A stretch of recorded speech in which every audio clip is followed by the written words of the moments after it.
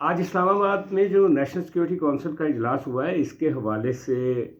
सारे पाकिस्तान में जो सियासी ऑब्जर्वर्स हैं और जो दुनिया भर में पाकिस्तान की पॉलिटिकल पल्स को देख रहे हैं, वो उनकी नज़रें आज के इस इजलास के ऊपर लगी हुई थी,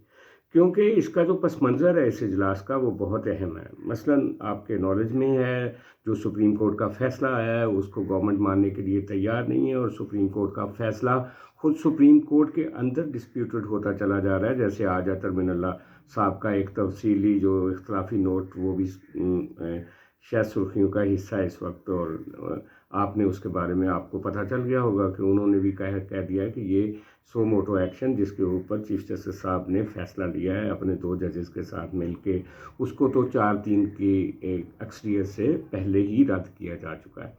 अच्छा, बहरहाल इसके बावजूद बंदयाल साहब ने एक फ़ैसला दिया जो ऑर्डर ऑफ द कोर्ट के तौर पे एग्जिस्ट करता है। उस फैसले के ऊपर आपने देखा पार्लियामेंट का एक मुश्तरका इजलास जारी रहा, पार्लियामेंट में एक करारदाद आई, और कल की जो करारदाद है पार्लियामेंट की, उसने वफाकी काबीना को और प्राइम मिनिस्टर को मना कर दिया है कि वो इस फैसले के ऊपर अमल दरामद ना करें, क्योंकि ये एक इक़लियती फ़ैसला है। तो आज का जो नेशनल सिक्योरिटी काउंसिल का इजलास है, ये उसी पार्लियामेंट के इजलास की तसलसल है, क्योंकि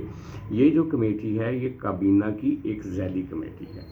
और इस कमेटी में आज जो डेलिब्रेशंस हुई, फाइनेंस मिनिस्ट्री की तरफ से बताया गया, डिफेंस मिनिस्ट्री की तरफ से बताया गया, और इंटीरियर मिनिस्ट्री की तरफ से मुल्क के जो सिचुएशन है वो डिस्कस हुई, और ISI ने एक ब्रीफिंग दी इजलास को। तो उसमें जो खबर अभी तक ब्रेक नहीं हुई, लेकिन उसमें यह ज़रूर तय हुआ है कि नेशनल सिक्योरिटी कमेटी के अरकान में जो मसल्ह अफवाज के सरबराह भी हैं और मुख्तलिफ सूबों के चीफ मिनिस्टर्स भी हैं, उन्होंने वज़ीर आज़म साहब को कहा है कि आप अपनी जो सुप्रीम कोर्ट के फ़ैसले के ऊपर जो पार्लियामेंट की मंशा है, आप उस पर अमल करें। यानी कि ये एक तरह से जो आज का नेशनल सिक्योरिटी काउंसिल का इजलास है, ये इमरान खान और जस्टिस बंदयाल का जो नेक्सस है उसको उसके ख़िलाफ़ एक वहाँ पे फ़ैसला हो चुका है, एक वर्डिक्ट आ चुका है। और आम तौर पे आपको याद ही है कि पाकिस्तान के जो मरूज़ी सियासी पॉलिटिकल इवेंट्स रहे हैं पिछले सारे अरसे में, हमने देखा कि पार्लियामेंट को कमज़ोर करने के लिए अदलिया और इस्टेब्लिशमेंट दोनों एक पेज पे रहे हैं, और उसके नतीजे में पार्लियामेंट को ही हमेशा एक मुंह की खानी पड़ी है हर फाइट में। यही वजह है कि आपने देखा पीपल्स पार्टी की गवर्नमेंट को भी के बाद उनकी जो लीडरशिप है पीपल्स पार्टी की, उनको भी जेलों की सौबतें बर्दाश्त करनी पड़ी, क्योंकि जो उस वक्त एस्टेब्लिशमेंट चाहती थी अदलिया उसको इम्प्लीमेंट करती रही। उसके बाद मियाँ नवाज शरीफ की बारी आई, तो मियाँ नवाज शरीफ अगरचे अपने ज़माने में जस्टिस इफ्तिखार के साथ बड़े गुडी थे, जनरल कियानी के साथ उनके बड़े अच्छे मरासम थे, लेकिन जनरल राहील और बाजवा तक आते आते वो इतने ज़ख्मी हो गए, और जस्टिस जो हैं बाबा रहम थे, उनकी वजह से उनको आज ये दिन देखने पड़ रहे हैं कि वो पाकिस्तान में मौजूद ही नहीं है, बल्कि वो लंदन से प्रेस कॉन्फ्रेंसेस कर रहे हैं। तो लिहाजा पार्लियामेंट को हमेशा जजेस और एस्टेब्लिशमेंट ने मिल के दबाया है, लेकिन आज ये पहला मौका है पाकिस्तान की हिस्ट्री में जो कि जहाँ पे आगे हम देखते हैं कि जनाब एस्टेब्लिशमेंट पहली बार right side of the history पे आके खड़ी हो गई, और उसने कहा जी कि जो पार्लियामेंट ने कहा है आप वो करें। उसकी बुनियादी वजह यह है कि आज जुडिशरी भी, उसका भी शराजा बिखरा हुआ है। जुडिशरी ने जिस तरह से पिछले सारे अरसे में, जब से इमरान खान साहब की हुकूमत ख़त्म हुई है, उन्होंने जिस तरीके से इमरान खान का बाजू पकड़ के उसको पावर में दोबारा लाने का जो प्रोजेक्ट शुरू कर रखा है, उसके ऊपर एस्टेब्लिशमेंट शुरू से खुश नहीं है, और बल्कि यहाँ तक कहा जा रहा है कि ये जो इमरान खान के एक रिक्वेस्ट पे ये जो इलेक्शन करवाने का फ़ैसला किया है बंदयाल साहब ने, उन्होंने ज़बान कुछ और दी हुई थी एस्टेब्लिशमेंट को। बंदयाल साहब ने एस्टेब्लिशमेंट के افسران کو یہ کہا تھا کہ وہ ایک ایسا حل نکالیں گے جس کے نتیجے میں قومی اسمبلی اور صوبائی اسمبلیوں کے انتخابات اکٹھے ہو سکیں، لیکن وہ بات سے مکر گئے اور انہوں نے دوسرے فریق کی بات بھی نہیں سنی اور اتنا متنازع فیصلہ دے دیا کہ ان کا اپنا کورٹ ڈیوائیڈ ہو گیا۔ اب 8 جج 15 میں سے 8 جج ان کے سامنے کھڑے ہیں اور ان کے ساتھ ایک بڑی مائنر اکثریت ہے جو ان کے ساتھ ہے، 3-4 جج ایسے ہیں کہ جو حالات دیکھیں گے ادھر چلے جائیں گے۔ تو بہرحال ان برے حالات میں جب بندیال صاحب نے یہ ضد پکڑی ہوئی ہے عمران خان کا ساتھ دینے کی، اور ایک طرف اسٹیبلشمنٹ اور گورنمنٹ ہے اور باقی ادارے ہیں، دوسری طرف جوڈیشری جو ہے وہ سپریم کورٹ کا ایک چھوٹا سا حلقہ جو ہے وہ مل کے عمران خان کے ساتھ ایک نیکسس بنا کے ان کو اقتدار میں لے کر آنا چاہ رہا ہے۔ تو میرا خیال ہے کہ یہ ناؤ گیم از اوور۔ اب بندیال صاحب اور عمران خان صاحب کے نیکسس کو توڑنے کا فیصلہ کر لیا گیا ہے۔ اس فیصلے پہ عمل درآمد نہیں ہوگا، کیونکہ ریاست کی یکجائی کے لیے اور فیڈریشن کی مضبوطی کے لیے اور فیڈریشن کو خطرات سے بچانے کے لیے جو سکیم آئین میں دی گئی تھی کہ قومی اسمبلی اور صوبائی اسمبلیوں کے الیکشنز اکٹھے ہوں گے اور ایک نگران سیٹ اپ کے تحت ہوں گے، وہ جب اس کو بریک کیا جائے گا، مثلا اگر مئی میں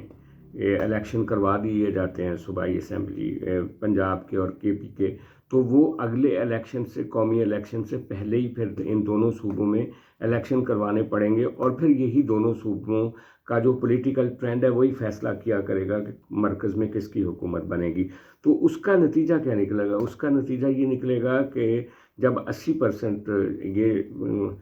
پنجاب اور کے پی کا جو پاپولیشن ہے یا ووٹ ریشو ہے وہ ٹوٹل جو پاکستان کی ووٹ کی ٹوٹل کوانٹٹی ہے اس کا 80% بنتی ہے، تو جب 80% آف پاکستان ایک ایڈوانس ووٹنگ کرے گا تو اس کے نتیجے میں سندھ اور بلوچستان کو فالو کرنا پڑے گا انہی فٹ سٹیپس کو، اور وہ پاکستان کا جو اقتدار کا فیصلہ ہے وہ پھر پنجاب اور جو بلاول کہتے ہیں کہ وہ تخت لاہور ہی کرے گا، جو کہ فیڈریشن کے لیے نقصان دہ ہے۔ تو بندیال صاحب کو قوم کے وسیع تر تناظر میں رکھ کے دونوں فریقوں کو بلا کے ان کی بات سن کے کوئی ایسا فیصلہ کرنا چاہیے تھا جس سے یہ کانسٹیٹیوشنل اوبلیگیشن جو ہے 90 دن کے اندر الیکشن کروانا، اس کو بھی سامنے رکھا جاتا اور کانسٹیٹیوشن کی جو دوسری سینسٹیوٹیز ہیں ان کو بھی سامنے رکھا جاتا۔ لیکن انفارچونیٹلی انہوں نے جس طرح سے ون سائیڈڈ ایک آمرانہ فیصلہ کیا 3 رکنی بینچ کا، وہی 3 رکنی یہ بینچ ہے جو کہ جس نے اب تک پچھلے 1 سال میں سارے کانسٹیٹیوشنل میٹرز کا فیصلہ کیا ہے، اور جس میں انگلیاں اٹھتی رہی ہیں۔ بدقسمتی سے بندیال صاحب اپنے اس رویے سے باز نہیں آئے، اور یہی وجہ ہے کہ آج سینئر موسٹ ججز جو ہیں سپریم کورٹ کے، جن میں اطہر من اللہ، سید منصور علی شاہ اور طارق مسعود صاحب جو کہ نمبر 3 ہیں اس وقت، اور قاضی فائز جو کہ نمبر 1 ہیں، امین الدین جو کہ سینیارٹی میں وہ بھی ویل پلیسڈ ہیں، یہ وہ جج ہیں جو کھل کے سامنے آ چکے ہیں، اور ان کے ساتھ یہ 8 لوگ ہیں، اور یہ 8 لوگ جو ہیں وہ سپریم کورٹ میں بندیال صاحب کی ہیجمنی کے خلاف آواز بلند کر رہے ہیں۔ آج مریم نواز نے بھی کہا ہے کہ چیف جسٹس کو اس صورتحال میں استعفیٰ دے دینا چاہیے، لیکن وہ استعفیٰ کیوں دیں گے؟ وہ عمران خان کو اقتدار میں لے جانا چاہ رہے ہیں، لیکن حالات نہیں ہیں اس طرف جاتے ہوئے نظر آ رہے، اور آج جو عمران خان کے خلاف ایک نیا مقدمہ رمنا پولیس اسٹیشن اسلام آباد میں درج کروایا گیا ہے، وہ بہت سگنیفیکنٹ ہے۔ وہ فوجی افسران جن کا نام لے کر عمران خان اپنے جلسوں میں کہتے تھے کہ یہ سائیکوپیتھ ہیں، یہ سفاک ہیں، یہ قاتل ہیں، یہ جنگلی ہیں،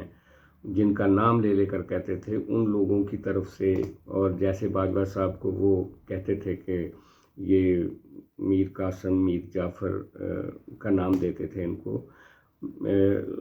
یہ وہ صورتحال ہے جس کے نتیجے میں باجوہ صاحب کو عمران خان کی لڑائی بھی ہوئی تھی۔ تو اب وہ ساری چیزیں اکٹھی ہو کے ایک نئی شکل لے رہی ہیں، نئی شکل میں عمران خان اور بندیال کا نیکسس توڑا جا رہا ہے، اور الیکشن تو ہوں گے، الیکشن اسی سال میں ہوں گے، لیکن الیکشن تبھی ہوں گے جب گورنمنٹ آف پاکستان چاہے گی اور قومی اور صوبائی اسمبلیوں کے الیکشن اکٹھے ہوں گے.